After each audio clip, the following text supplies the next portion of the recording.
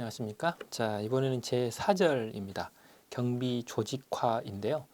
여러분들이 지난 시간에 경비 계획 수립 과정, 경비 진행 과정을 보셨죠? 거기서 일단 5단계로 진행이 됐었습니다. 경비 진단, 경비 계획 수립, 그 다음에 조직화, 그 다음에 실시, 그 다음에 이제 평가, 그 다음에 환류로 넘어가게 되는데 이번 시간은 그 조직화라고 하는 부분을 보실 부분입니다. 자, 거기 보시게 되면 왼쪽 페이지에 방금 전에 말씀드렸던 전체적인 흐름에 대한 소개가 있고 그 중에 세 번째 단계가 조직화였죠. 그 조직화 부분이 이번 시간에 보실 차례입니다. 자, 의의를 보시게 되면 조직화 앞에가 뭐가 있었어요? 경비 계획 수립이 있었죠. 이때까지 이 계획 수립 배우셨는데 이 계획 수립이 이루어진 뒤에 그 계획을 실제로 실행하기 위해서는 알맞는 사람과 알맞는 기계 장치가 필요하죠. 자, 바로 그 부분을 일단 짜맞추는 게 조직화입니다. 쉽게 말하면. 자, 그래서 거기 의의를 보면 인력 경비의 경우에서는 경비 실시를 위해서 필요한 조직 체계를 만들고 경비원을 뽑아야 될 거 아니에요. 그죠? 경비원을 채용하고 경비원을 교육하고 훈련하고 그리고 경비대를 만드는 이런 부분들이 일단 여기서 말하는 조직화인 것이고 그 다음에 이제 기계 경비를 실시해야 된다. 그러면 기계 시스템을 구축해야 되잖아요. 쉽게 말하면 기계 장치를 설치하고 시스템을 가동시켜야 돼요. 이런 부분들이 결과적으로 이 조직화라고 하는 부분이에요. 그래서 기계 경비에서는 시스템을 구축한다 이렇게 보는 거죠. 자, 그래서 실제로 경비 부서를 기능별로 조직화하기 위해서는 각각의 부서의 특정에 맞는 여러 가지의 특징들을 살려서 일단 각 부서에 알맞는 기능이나 역할을 이렇게 투입을 시켜줘야 돼요. 보장을 해줘야 되는 거죠. 그러면서 경비 시스템이 돌아가야 됩니다.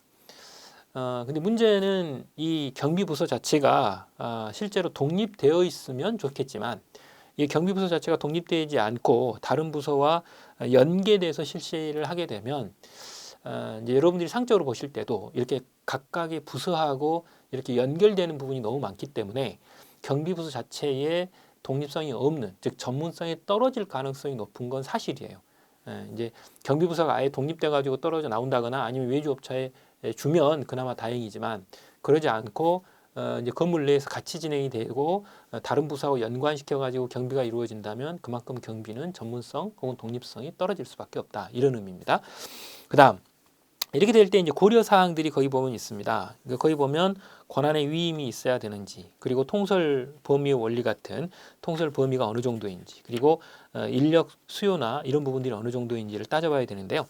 일단 권한의 위임입니다. 이거는 이제 상위 관리자가 하위 관리자에게 권한의 일부를 넘겨주는 거죠. 그래서 하위 관리자의 권한과 책임 하에 업무가 진행이 돼야 되는 이런 부분입니다. 그래서 이때는 이제 상위 관리자가 가지고 있는 권한을 몽땅 다 내릴 수는 없어요. 일부만 권한을 이전해 줄 수 있는 이런 부분이죠. 그래서 이전해 줄 때도 이제 중요 부분 그리고 본질적인 부분 그리고 전부 다 넘기는 거 이런 건 안 됩니다.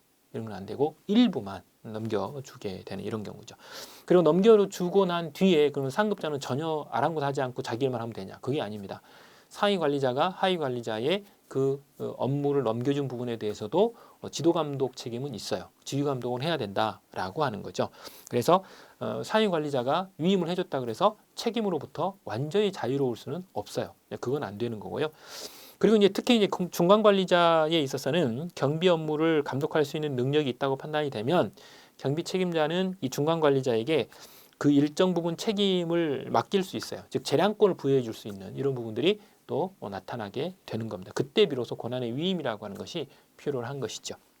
그다음 통솔 범위입니다. 이 통솔 범위라는 말은 그 개념에도 나와 있지만 하나의 상급자 내지는 관리자가 직접적으로 자기가 다스릴 수 있고 거느릴 수 있는 최대의 부하 직원의 수를 가리키는 거예요. 최대의 부하 직원의 수. 즉 자신의 부하 직원이 그 밑에 부하 직원을 또 통솔하는 것까지 다 포함하는 게 아니고 자기가 직접적으로 통솔할 수 있는 부하 직원의 수를 직접적으로 거론하는 겁니다. 그것을 여기서 말하는 통솔 범위라고 말하는 것이죠. 자, 그래서 통솔 범위의 개념을 보시면 한 사람의 관리자가 직접 통솔할 수 있는 부하의 합리적인 그리고 최대의 숫자를 우리는 통솔 범위다 이렇게 우리가 표현을 하게 됩니다. 근데 문제는 이 통솔 범위라고 하는 부분이 일단 세간의 가장 두각을 나타낸 것은 뭐 때문이냐면 구조조정 때문에 그래요. 이 구조조정의 문제와 이 통솔 범위는 아주 밀접한 관계가 있는데 이때 이제 이 통솔 범위라고 하는 것 안에는 뭐 계층의 수도 물론 따져볼 필요가 있는 거고요. 업무가 어느 정도로 단순화되어 있고 업무의 특성이 얼마나 전문화되어 있냐, 복잡하냐 이런 것들을 따져보는 것도 있고, 그 다음에 시간적 공간적인 요인들도 봐야 되고, 그리고 부하 직원이냐 감독자의 리더십이 어느 정도 있느냐 이런 부분들을 따져가지고 통솔 범위를 결정할 수밖에 없기 때문에 결과적으로 이 통솔 범위라는 이 말은 인력 재배치하고 상당히 관계가 깊어요.